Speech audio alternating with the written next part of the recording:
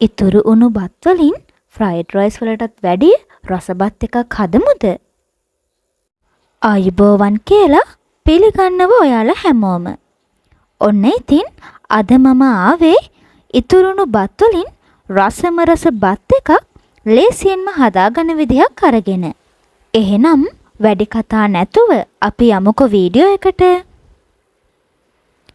මුලින්ම මම බ්ලෙන්ඩර් කප් එක අරගෙන ඒකට කපාගත්ත සුදුලුණු බික් 4ක්, කපාගත්ත පොඩි ඉඟුරු කෑල්ලක්, කරපිංචා ඉති 2ක කොළ, කපාගත්ත අමුමිරිස් කරල් 2ක්, කපාගත්ත පොඩි තක්කාලි ගෙඩියකුත් දාගෙන මේ ටිකක් බ්ලෙන්ඩර් කරගන්නවා. ඔයාලට මේක වංගෙඩියක වුණත් කොටලා ගන්න පුළුවන්.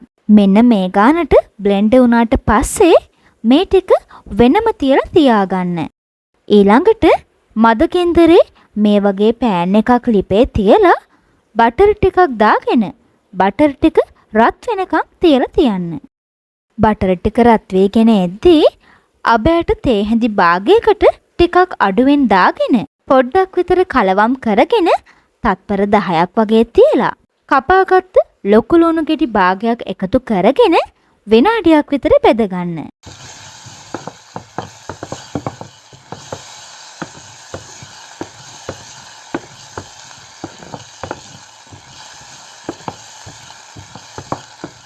ලොකු ලුණු ටික මෙන්න මේ වගේ පාරට හැරේගෙන එද්දී අපි මේකට ලුණු කුඩු තේ හැඳි භාගයක්, 3-5 තේ හැඳි භාගයක්, කෑලි මිරිස් තේ හැඳි භාගයක්, කහ කුඩු තේ හැඳි කාලක්, ගම්මිරිස් කුඩු තේ හැඳි කාලකුයි එකතු කරගෙන මේ ටික හොඳට මිශ්‍ර කරගෙන විනාඩියක් විතර බෙද ගන්න ඕනේ.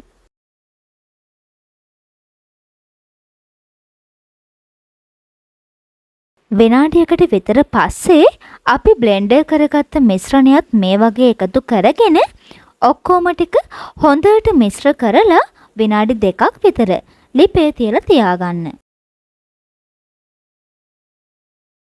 විනාඩි 2කට විතර පස්සේ උයාගත්ත බත් ටිකක් මේ වගේ එකතු කරගෙන හොඳට මිශ්‍ර කරගන්න. ඔයාලා දන්නවද ඕනෑම එළවලුවක් උයද්දී සුදුලුණු ඉඟුරු වගේ දේවල් බ්ලෙන්ඩර් කරලා එකතු කරගන්න පුළුවන් නම් ඒ වගේ එන නියම රස අපිට ගන්න පුළුවන් කියලා. ඒ නිසා ඔයාලට පුළුවන් වෙලාවට ඒක try කරලා බලන්න. මෙන්න මේ ගානට මිශ්‍ර වුණාට පස්සේ ඉතින් ලිපෙන් අයින් කරගෙන රස බලන්න තමයි තියෙන්නේ. ඔයාලත් මේ රෙසිපි එක try කරලා බලලා අනිවාර්යෙන්ම පහලින් කමෙන්ට් එකක් දාන්න යන්නත් අමතක කරන්න එපා. එහෙනම් ආයෙත් මේ වගේ රසයම රස වට්ටෝරුවක් අරන් එනකන් මම ගිහින් එන්නම්. ඔයාලා හැමෝම පරිස්සමෙන් ඉන්න.